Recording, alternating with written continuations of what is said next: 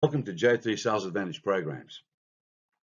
I've created the complete automotive sales training program to empower automotive salespeople all over the world. Now, if you're in the automotive industry, you will have heard about the road to a sale. We all talk about the road to a sale. Now, the road to a sale has been changed and modified over the years. We've increased it, we've decreased it, we've added things, we've taken things out, as I have also done myself. And I've come to a point where I've now modified it to the extent where I believe it's pretty much perfect in today's times. Now, we will keep on changing this once again because consumer behavior continues to change. A little bit of background: I began my automotive sales career in 1973, and in 1986, I began my career as an automotive sales trainer. Now, as a result of this, I later added high-ticket retail sales training to my curriculum. Success was imminent, and I have since then trained and career placed thousands of people in automotive and retail sales. Some who are now in upper-level management or running their own business. In 2011, I decided to take 2 years out and I went overseas to write and develop a total of 6 training programs. Now, this was long overdue.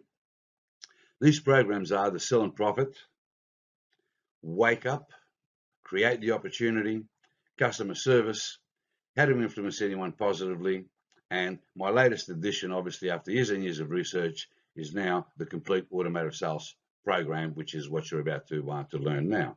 Okay, now most of these programs that you see on the screen are going to be available to you depending on the package that your dealership has taken on in order to complete your training, okay, for you to undergo training and naturally become that automotive sales champion that we will talk about.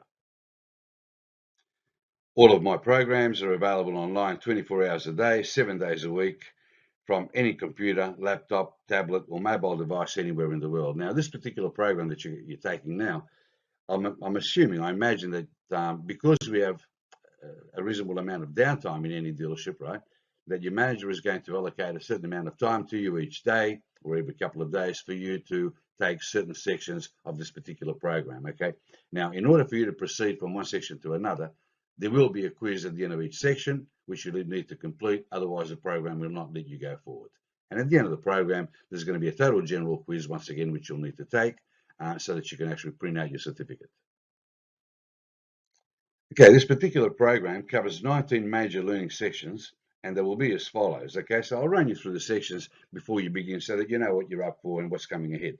In section 1, which is the introduction, we'll be talking about why automotive sales. Okay, why do people choose to come into automotive sales?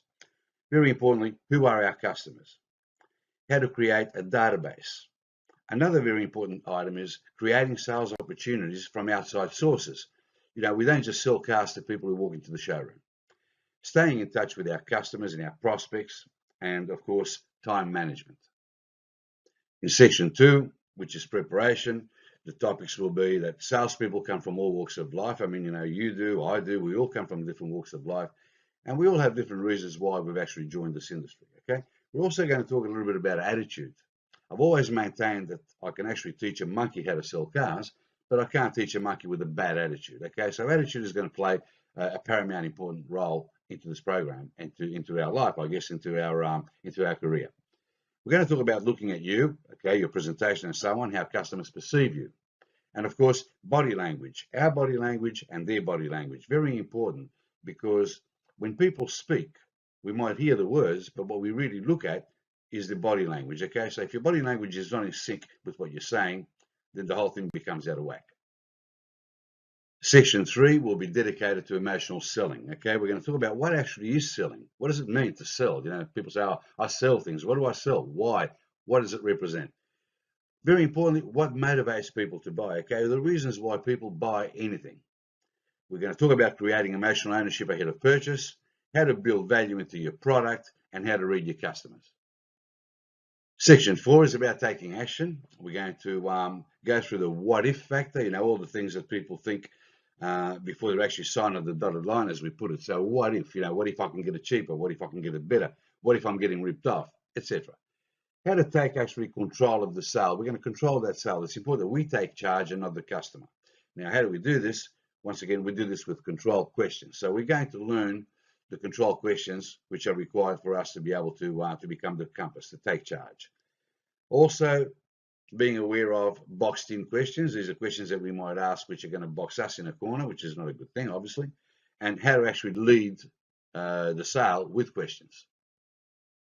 You know, at some point, every day of our life, from a lot of different sources, from different people, we're going to get objections. So section 5 is going to be dedicated to objections. So we're going to get an understanding of what an objection actually is. I'm then going to teach you a formula on how to determine whether the objection is an excuse or a genuine concern, because an excuse we can't overcome and a genuine concern needs a solution. So, but how do we determine the two? I'll teach you the formula which will enable you to do that. And of course, then some example of the formula in action. In section 6, we're going to learn about the different customer types, okay?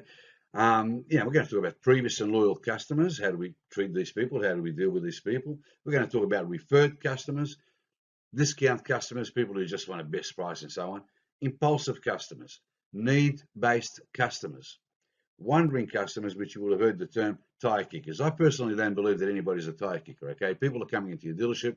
They're there to give you an opportunity to sell them a car, because whether they want to buy today or not, whether they even know they want to buy, somewhere in the back of their heads, there's a thought that says, yeah, we'd like a new car. We're going to talk about comparison customers. People who are still comparing the market, and how do we deal with those?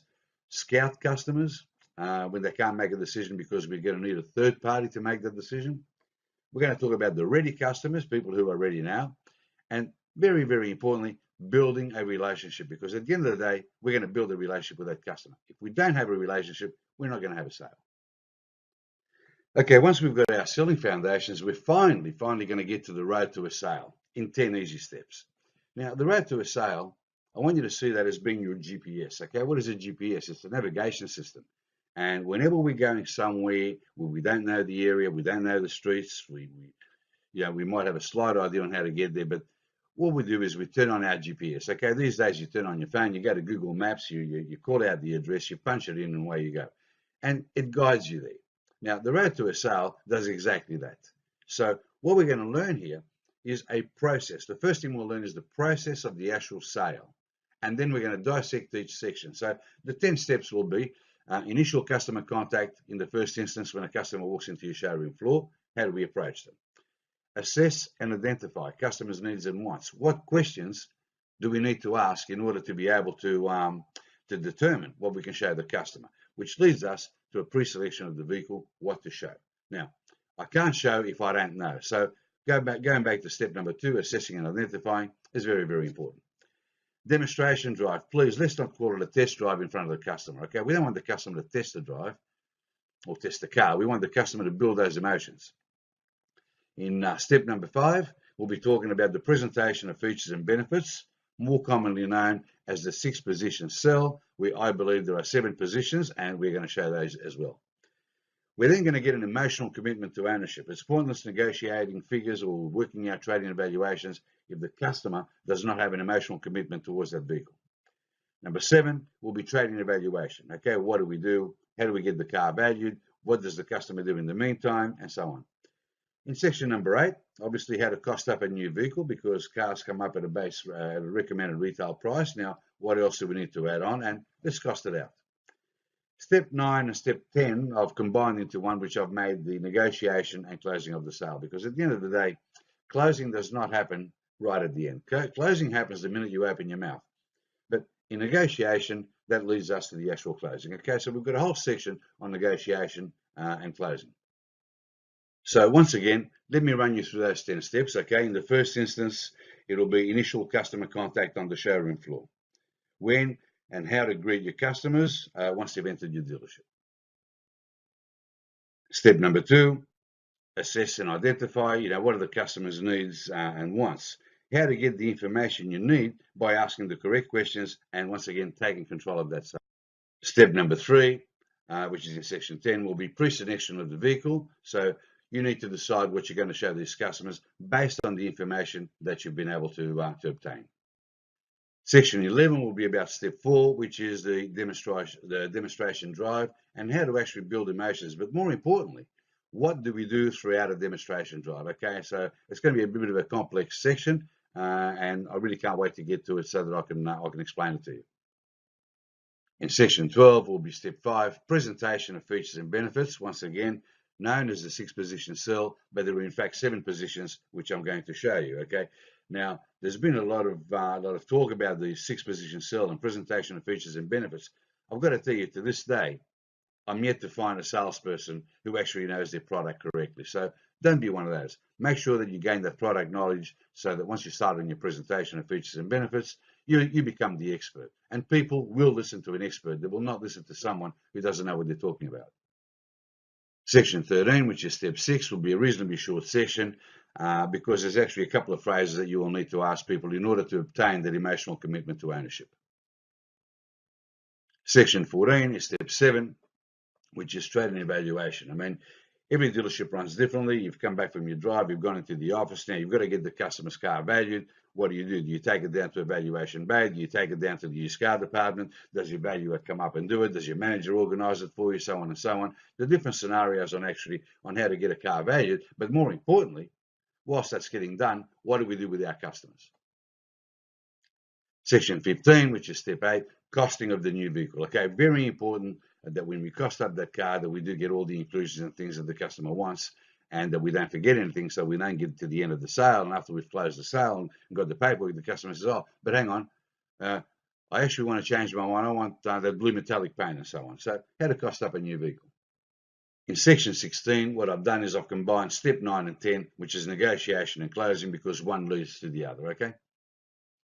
Section 17 is dedicated to what I call the after-sale sale. Okay, so this is where we've done the deal, we've closed the sale off, we've done the paperwork. Now we need to take the people to aftermarket. They need to then go to settlements. We need to organize delivery. After the delivery or at the time of delivery, we need to have a photo and testimonials, and we, of course, need to ask people for referrals. Okay, so it's going to be a fairly comprehensive section. Okay, we almost come to the end of the program at section 18 with word tracks and recap of sales process. Okay, so what we're going to do is we're going to recap the entire sales process, and we're going to go with words and the actual process itself. Now, the process, the word tracks that we're going to learn are simply going to be your foundation, okay, because I don't want you to become a robot. I want you to utilize your own personality into your sales, but you need to know, you need to have the basic foundations and then adjust it from there. Section 19, based on conclusion, and this section is about getting started, successfully applying the principles which you will have learned, and of course you will do your final quiz in order for you to be able to print out and get your certificate. Okay, so enough talk. It's now time for you to begin your learning. I hope that you will learn from this program and enjoy it as much as I've enjoyed preparing it for you. Apply the principles and become an automotive sales champion. Now, download the course workbook, open section 1, and I'll see you there.